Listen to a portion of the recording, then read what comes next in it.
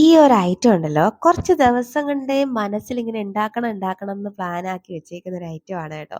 പക്ഷേങ്കില് എന്തോ അതിനങ്ങോട്ട് സമയം ഒത്തു വന്നില്ല. പക്ഷേ വളരെ സിമ്പിൾ ആയിട്ടുള്ള ഒരു ഐറ്റമാണ് കേട്ടോ. ഭയങ്കര ടേസ്റ്റുമാണ്. കാണുമ്പോഴേ അങ്ങോട്ട് കൊതി വരുന്നില്ലേ? അപ്പോഴൊരു പാനിലോട്ട് 1 കപ്പ് പാല് ചേർത്ത് കൊടുക്കാം. 1 ടേബിൾ സ്പൂണൊക്കെ കൊക്കോ പൗഡർ. അതാണ് ഞാൻ എടുത്തേക്കുന്നത് ബേക്കേഴ്സിന്റെ കൊക്കോ പൗഡറാണ് കേട്ടോ. പൊളി ഐറ്റമാണ്. അപ്പോൾ ഇനി അതിലേക്ക് ഓട്സ് ചേർത്ത് കൊടുക്കാം. ഓട്സ് ചേർത്തിട്ട് നന്നായിട്ടൊന്നങ്ങ് മിക്സ് ആക്കി കൊടുക്കണേ. അപ്പം നിങ്ങൾക്ക് വേണമെങ്കിൽ കുറച്ച് വെള്ളം കൂടെ ചേർത്തിട്ട് ഒന്ന് തിളപ്പിച്ചെടുക്കാം.